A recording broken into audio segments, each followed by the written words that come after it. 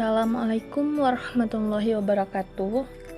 Baiklah, saya akan membuat tutorial mengubah MSI, uji validitas, uji reliabilitas, regresi linear, serta menjelaskan hasil perhitungan regresi dengan uji T, uji F, dan R. Dengan judul Pengaruh Kualitas Produk, Strategi Pemasaran terhadap Keputusan Pembelian Konsumen di Minimarket Jasmine. Yang pertama, MSI.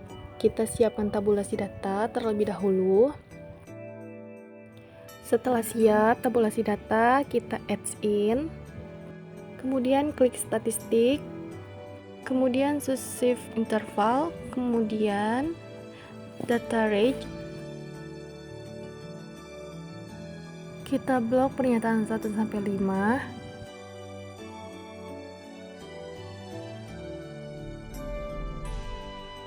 Kemudian untuk cell output, kita bebas pencet kolom yang mana. Lalu klik next. Lalu klik next lagi. Kemudian max value kita ganti 5, kemudian finish. Selanjutnya uji validitas. Kita ke variabel view, kemudian tulis pernyataan 1 sampai pernyataan 5. Dan yang terakhir, kita tulis nama variabelnya seperti kualitas produk.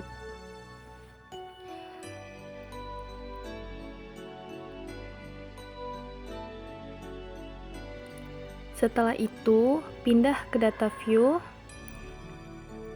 dan siapkan tabulasi data. Kemudian kita copy pernyataan 1 sampai total. Kita paste.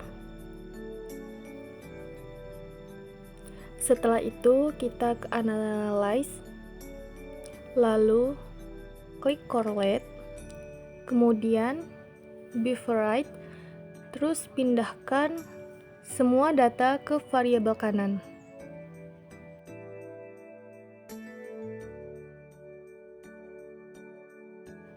Lanjut klik OK. Dan muncullah data seperti ini. Selanjutnya uji reliabilitas, sama seperti uji validitas tadi, kita buat pernyataan dulu, pernyataan 1-5, kita buat P1, P2, P3, P4, dan P5. Kemudian variabel kualitas produk.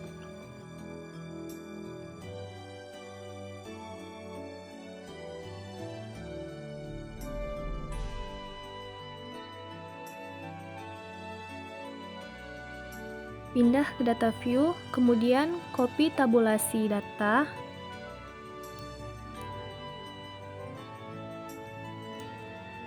Lalu kita paste.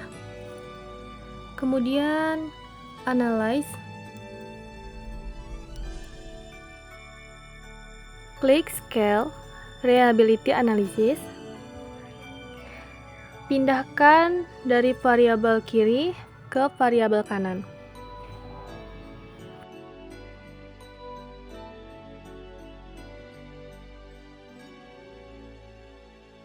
Kemudian klik OK dan muncullah hasilnya seperti ini. Baiklah, selanjutnya regresi. Di sini kita buat nama variabel view. Yang pertama, kualitas produk.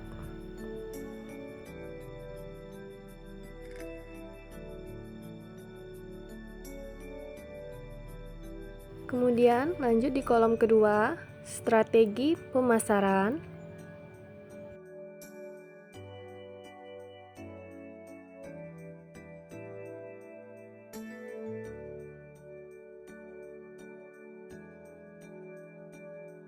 Dan yang selanjutnya variabel Y-nya yaitu keputusan pembelian konsumen.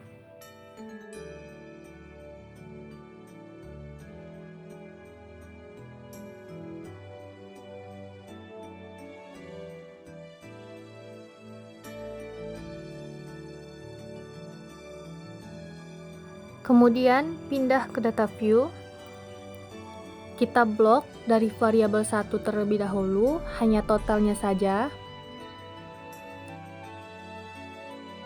Kemudian klik paste.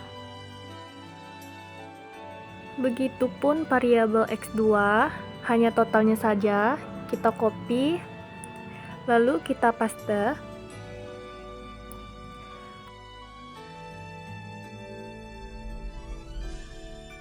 Dan lanjut, tabel Y juga sama, hanya totalnya saja.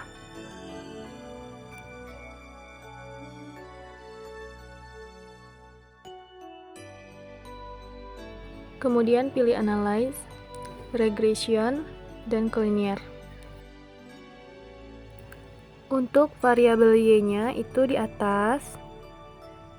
Kemudian untuk variabel X1 dan X2-nya di bawah.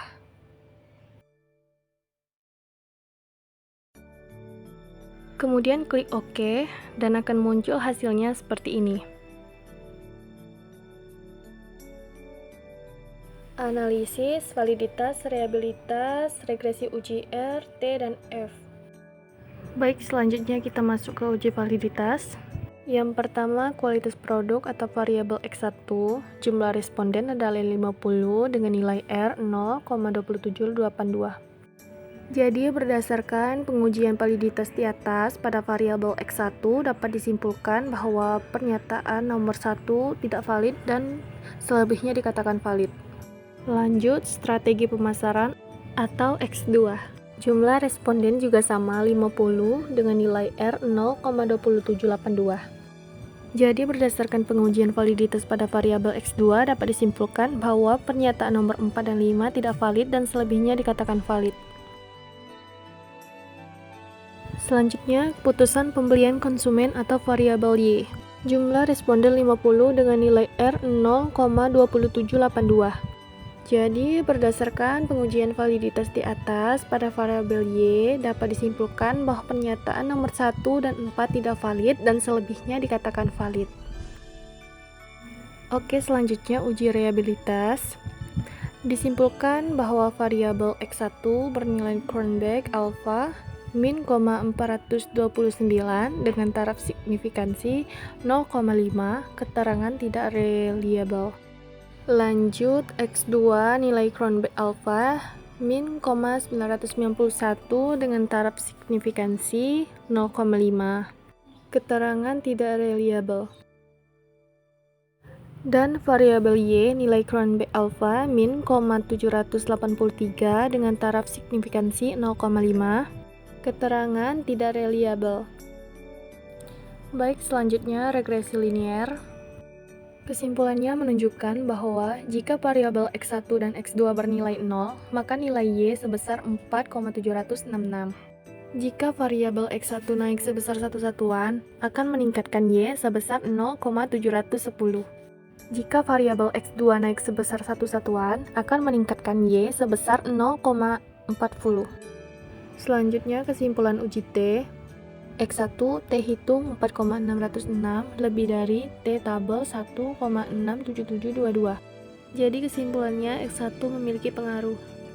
Untuk X2 T hitung 0,207 kurang dari T tabel 1,67722. Jadi kesimpulannya X2 tidak memiliki pengaruh. Selanjutnya kesimpulan uji F. X1 dan X2 sama dengan Y. F hitung 28,648 lebih dari F tabel 3,19. Jadi kesimpulannya X1 dan X2 memiliki pengaruh terhadap Y. Selanjutnya uji R. Berdasarkan hasil pengujian didapat nilai adjusted R sebesar 0,741, yang artinya X1 dan X2 mempengaruhi kinerja karyawan sebesar 74,1%. Sedangkan 25,9% lainnya dipengaruhi oleh variabel lain yang tidak diteliti dalam penelitian ini.